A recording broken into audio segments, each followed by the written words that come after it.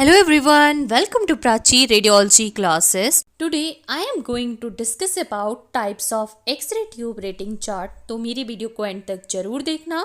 जिसने मेरे चैनल को सब्सक्राइब नहीं किया है जल्दी से मेरे चैनल को सब्सक्राइब कर दीजिए और ज़्यादा से ज़्यादा शेयर कीजिए और लाइक करना बिल्कुल ना भूले। X-ray tube rating chart 3 types के होते हैं. It is of 3 types. So number 1 is radiographic rating chart, number 2 anode cooling chart, number 3 housing cooling chart. ये 3 टाइप के एक्सरे ट्यूब रेटिंग चार्ट होते हैं. नंबर 1 से स्टार्ट करते हैं which is radiographic rating chart. Radiographic rating chart सबसे important है क्योंकि ये चार्ट बताता है कि कौन सी रेडियोग्राफी टेक्निक सेफ़ है और कौन सी अनसेफ है. दैट मीन्स कि ये बताता है कि कौन से पैरामीटर सेफ हैं और कौन से अनसेफ हैं. और रेडियोग्राफी रेटिंग चार्ट रेडियोग्राफी में यूज़ किए जाने वाला टूल है जो कि एक्सरे ट्यूब के लिए एक्सपोजर पैरामीटर के सेफ कॉम्बिनेशन को शो करता है. ये maximum allowable exposure time tube current KPP को डिटरमाइन करने में हेल्प करता है. फॉर एग्जाम्पल दिए गए एमए के लिए केबीपी और टाइम का कोई भी कॉम्बिनेशन जो एमए कर्व के बिलो प्रेजेंट है वो सेफ एरिया है. अगर केबीपी और टाइम का कोई भी कॉम्बिनेशन जो कि डिज़ायर्ड एमए वैल्यू को रिप्रेजेंट करने वाले कर्व के एबव प्रेजेंट है वो अनसेफ है. तो कर्व के बिलो जो एरिया प्रेजेंट है विच इज़ सेफ और जो एवर प्रेजेंट है वो अनसेफ कंडीशन होती है. अगर अनसेफ एक्सपोजर देते हैं तो एक्सरे ट्यूब अचानक फेल या फिर डैमेज हो सकती है. Most of the X ray imaging system में एक माइक्रो प्रोसेसर कंट्रोल होता है जो अनसेफ एक्सपोजर को अलाउ नहीं करता है. So this is the radiographic rating chart. इसमें आप रेडियोग्राफिक रेटिंग चार्ट को देख सकते हैं और इस रेटिंग चार्ट की एनोड स्पीड 3400 आरपीएम है और फोकल स्पॉट जो है 0.6 mm है. ये वाली जो एक्सिस है ये कौन सी है, ये वाई एक्सिस है और ये जो एक्सिस है ये है एक्स एक्सिस. तो जो एक्स एक्सेस होती है ये इंडिकेट करती है एक्सपोजर टाइम को और वाई एक्सेस इंडिकेट करती है केबीपी को. केबीपी जो होता है ये इंडिकेट करता है, रिप्रेजेंट करता है energy level of the X ray beam. और ये जो है इसमें एक्स एक्सेस ये क्या कर रही है, एक्सपोजर टाइम को इंडिकेट कर रही है. और बिलो द कर्व जो भी एरिया आएगा, ये कर्व है, इस कर्व के बिलो का जो भी एरिया होगा वो कैसा होगा, सेफ होगा. और इसके एबव का जो भी एरिया होगा वो क्या होगा, अनसेफ होगा. इसके अलावा रेडियोग्राफिक रेटिंग चार्ट जो होता है ये डिपेंड करता है एनोड की स्पीड पे, फोकल स्पॉट साइज पे और जनरेटर टाइप पे, कौन से टाइप का जनरेटर यूज करें, उन सारे फैक्टर्स पे ये क्या होता है, डिपेंड करता है. इसके बाद नेक्स्ट चार्ट है एनोड कूलिंग चार्ट. एनोड में हीट को स्टोर करने की लिमिटेड कैपेसिटी होती है. हालांकि ऑयल बाथ और एक्सरे ट्यूब हाउसिंग से हीट डिसिपेटेड हो जाती है लेकिन लंबे टाइम तक उसे यूज़ करने से और मल्टीपल एक्सपोजर की वजह से anode heat storage capacity exceed होना पॉसिबल है. और जब 3 फेज और हाई फ्रिक्वेंसी जनरेटर का यूज़ करते हैं तब ज़्यादा हीट जनरेटेड होती है as compare to single phase generator. Anode की थर्मल कैपेसिटी और इसका हीट डिसिपेशन कैरेक्टरिस्टिक जो होता है इसको रेटिंग चार्ट में ग्राफिकली रिप्रेजेंट करते हैं, उसको एनोड कूलिंग चार्ट कहते हैं. Anode cooling chart radiographic rating chart से डिफरेंट होता है क्योंकि एनोड कूलिंग चार्ट फिलामेंट के साइज और एनोड की स्पीड पर डिपेंड नहीं करता है. तो जैसा कि मैंने अभी आपको बताया कि एनोड की जो हीटिंग स्टोरेज कैपेसिटी होती है वो लिमिटेड होती है, तो मैक्सिमम जो रेट होता है वो अबाउट 3,50,000 HU होता है. इसके बाद नेक्स्ट आता है how to interpret anode cooling chart. Anode cooling chart को कैसे इंटरप्रेट करते हैं, इसमें भी अदर चार्ट की तरह से 2 एक्सेस होती हैं. एक एक्स एक्सेस होती है, दूसरी वाई एक्सेस होती है. जो एक्स एक्सेस होती है ये रिप्रेजेंट करती है टाइम को, यूजुअली इन मिनट्स में टाइम को रिप्रेजेंट करती है.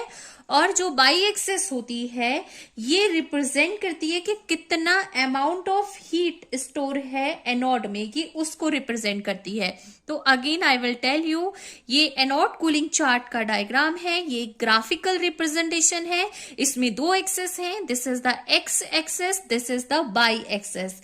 जो एक्स एक्सेस है ये रिप्रेजेंट करती है टाइम को यूजुअली इन मिनट्स, और जो बाई एक्सेस होती है ये रिप्रेजेंट करता है कि कितना अमाउंट ऑफ हीट एनोड में स्टोर है, ये उसको दिखाता है। उसके बाद कर्व आता है, जैसे कि ये कर्व है, ये किस चीज को शो कर रहा है। उससे पहले मैं आपको बता देती हूँ कि ये जो चार्ट होता है ये डिटरमाइन करने में हेल्प करता है कि एनोड नेक्स्ट एक्सपोजर के लिए एक सेफ लेवल तक कूल हो चुका है। दैट मीन्स कि anode cooling chart heated anode को कूल होने में लगने वाले टाइम को शो करता है। तो जैसे कि मैंने अभी आपको बताया कि एनोड कूलिंग चार्ट क्या है, एक ग्राफिकल रिप्रेजेंटेशन है। और इसका यूज क्यों किया जाता है, ये क्या करता है एनोड कूलिंग चार्ट, ये एनोड को कूल होने में लगने वाले टाइम को शो करता है कि एक मैक्सिमम हीट स्टोरेज पर कितना टाइम लेगा एनोड कूल होने में, ये कर्व उसको शो करता है। फॉर एग्जाम्पल, एक वी नो दैट कि एनोड की लिमिटेड स्टोरिंग हीट कैपेसिटी होती है, और वो जो लिमिटेड स्टोरिंग हीट कैपेसिटी है फॉर एग्जाम्पल 3,50,000 HU है, ठीक है। इतनी स्टोरिंग कैपेसिटी मैक्सिमम होती है, ठीक है। तो ये हमें ग्राफ में यहां से हो रही है 350, तो इतनी है for example maximum heating storage capacity.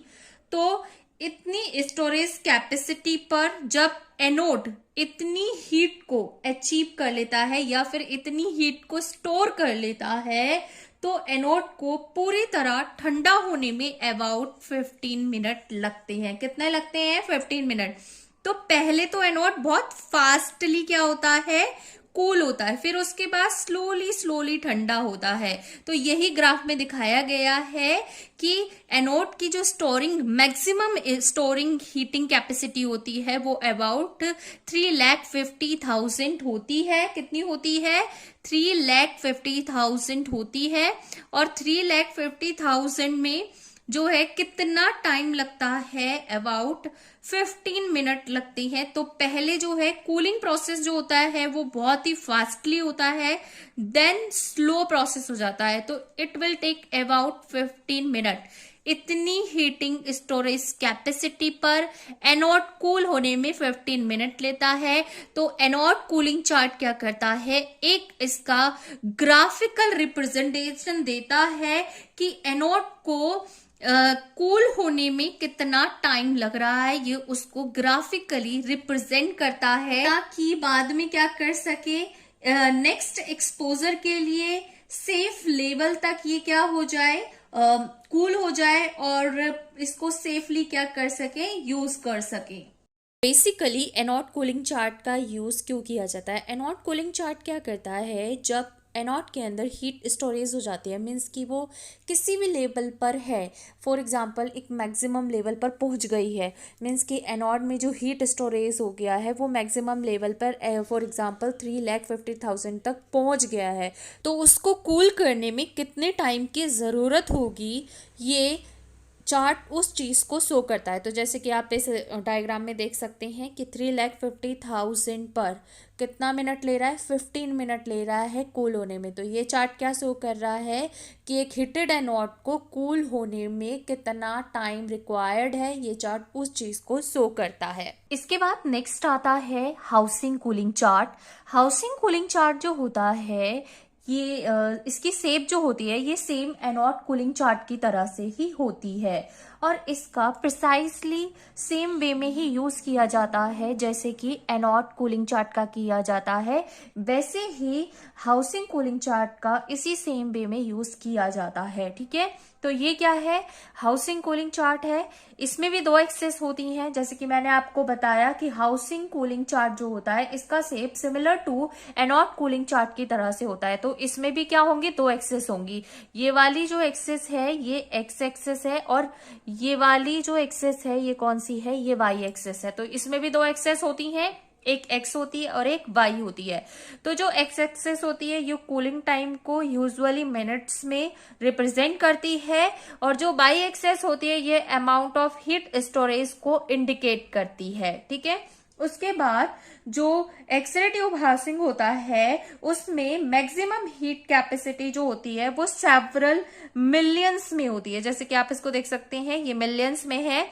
तो हाउसिंग कूलिंग में जो है एक्सरे ट्यूब हाउसिंग में मैक्सिमम हीट कैपेसिटी जो है वो किस में होती है, सेवरल मिलियंस में होती है। ठीक है, तो फॉर एग्जाम्पल क्या है, अगर 1,250,000 क्या है मैक्सिमम हीट कैपेसिटी है किसकी, हाउसिंग की, एक्सरे ट्यूब हाउसिंग की, अगर मैक्सिमम हीट कैपेसिटी कितनी हो जाती है 1,250,000 हो जाती है, तो इसको कूल होने में कितना टाइम लगेगा, इसको कूल होने में अबाउट 150 मिनट लगेंगे। 150 मिनट का मतलब होता है 2.5 आवर्स इसको लगेंगे।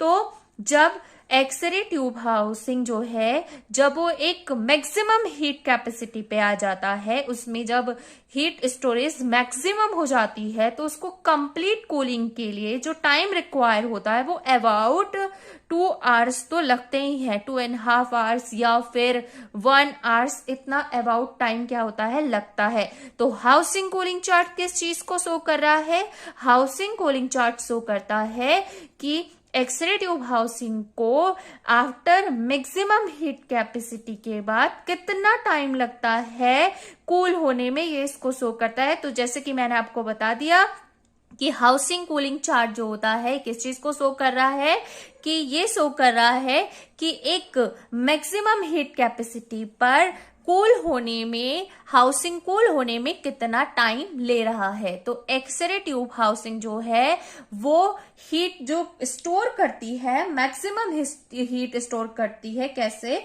सेवरल मिलियंस में। ठीक है, एक्सरे ट्यूब हाउसिंग में maximum heat capacity several millions में होती है, और उसको कूल करने में जो टाइम लगता है उस टाइम को हाउसिंग कूलिंग चार्ट क्या करता है, रिप्रेजेंट करता है। तो हाउसिंग कूलिंग चार्ट एक टूल होता है जिसका यूज़ रेडियोलॉजी में किया जाता है। ये शो करता है कि मल्टीपल एक्सपोजर के बाद एक्सरे ट्यूब हाउसिंग को ठंडा होने में, मीन्स कूल होने में कितना टाइम लगेगा। वी नो दैट कि एक्सरे ट्यूब हाउसिंग का क्या काम होता है। जब एक्सरे का प्रोडक्शन होता है तो 99% हीट प्रोड्यूस होती है और 1% एक्सरे प्रोड्यूस होती है। तो एक्सरे प्रोडक्शन के टाइम जो हीट का प्रोडक्शन होता है उसको एक्सरे ट्यूब हाउसिंग एब्जॉर्ब करता है और डिसिपेट करता है। और ये जो हाउसिंग कूलिंग चार्ट है ये एंश्योर करता है कि एक्सरे ट्यूब हाउसिंग को बिना ओवरहीट किए एक्सरे ट्यूब का सेफली यूज किया जा सके। तो मैं आपको इन तीनों चार्ट को शॉर्टली एक बार फिर से डिफाइन कर देती हूँ। सबसे पहले है radiographic rating chart. Radiographic rating chart जो होता है ये रिप्रेजेंट करता है कि कौन सी रेडियोग्राफी टेक्निक सेफ है और कौन सी अनसेफ है। दैट मीन्स कौन से एक्सपोजर फैक्टर सेफ है और कौन से अनसेफ है, क्योंकि अगर अनसेफ एक्सपोजर देते हैं तो उससे एक्सरे ट्यूब फेल या फिर डैमेज हो सकती है। इसके बाद सेकंड है एनोड कूलिंग चार्ट। ये रिप्रेजेंट करता है कि हीटेड एनोड को ठंडा होने में, दैट मीन्स कि कूल होने में कितना टाइम लगता है, और ये एनोड को ओवर हीटिंग से प्रोटेक्ट करता है। अगर एनोड ओवर हीटेड हो जाएगा तो उसकी वजह से एनोड मेल्ट हो सकता है, जिसकी वजह से एक्सरे ट्यूब क्या हो जाएगा, डैमेज हो सकता है। इसके बाद नेक्स्ट था housing cooling chart. Housing cooling chart represent करता है कि मल्टीपल एक्सपोजर के बाद एक्सरे ट्यूब हाउसिंग को ठंडा होने में, दैट मीन्स कि कूल होने में कितना टाइम लगेगा, और ये एंश्योर करता है कि एक्सरे ट्यूब हाउसिंग ओवरहीटेड ना हो, मीन्स कि ओवरहीट ना हो और एक्सरे ट्यूब का सेफली यूज़ किया जा सके। तो हाउसिंग कूलिंग चार्ट जो है ये मल्टीपल एक्सपोजर के बाद ट्यूब को, मीन्स कि हाउसिंग को ठंडा होने में कितना टाइम लगेगा उसको रिप्रेजेंट कर रहा है, जिससे हाउसिंग जो है ओवरहीट होने से बच रही है और एक्सरे ट्यूब का सेफली यूज़ किया जा रहा है। So that's all about for today. Thank you.